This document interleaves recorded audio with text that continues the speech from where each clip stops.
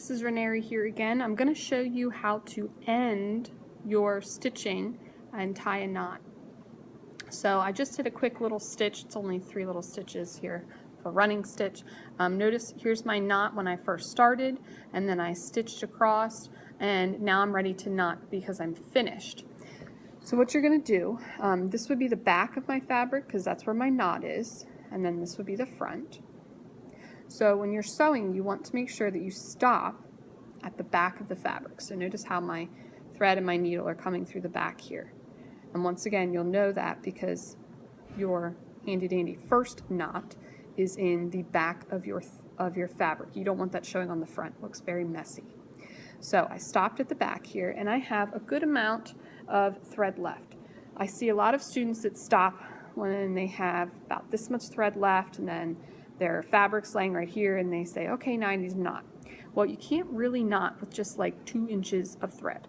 So try and make sure that you have at least 4 inches of thread left. I would say it's better to have too much thread than too little. So I have, I don't know, I'd say about 7 inches of thread here that I just want to kind of give you an idea of what to do. So when you go to finish and knot, you can take your fabric and your thread, and you are going to kind of twist it. So I just take my hand, I kind of curl my wrist, and I twist. And then that way, I now have, let's get all.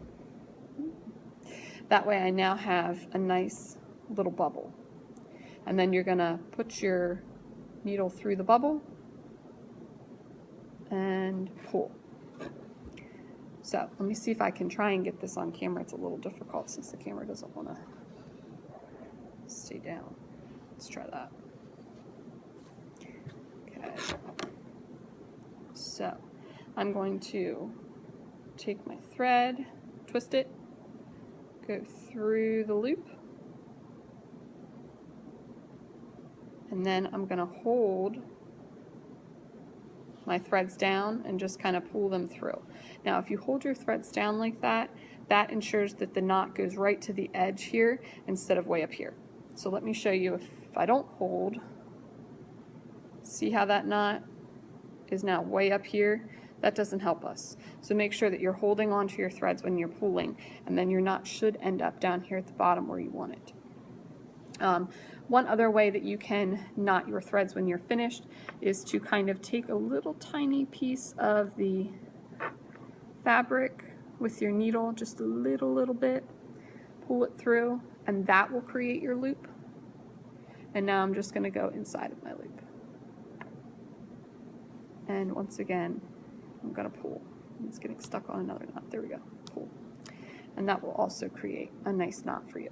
So if you're having issues with seeing this because it's not the best environment to be videotaping in, just raise your hand. I'll be around, see if I can help you. But I hope that kind of got you at least started.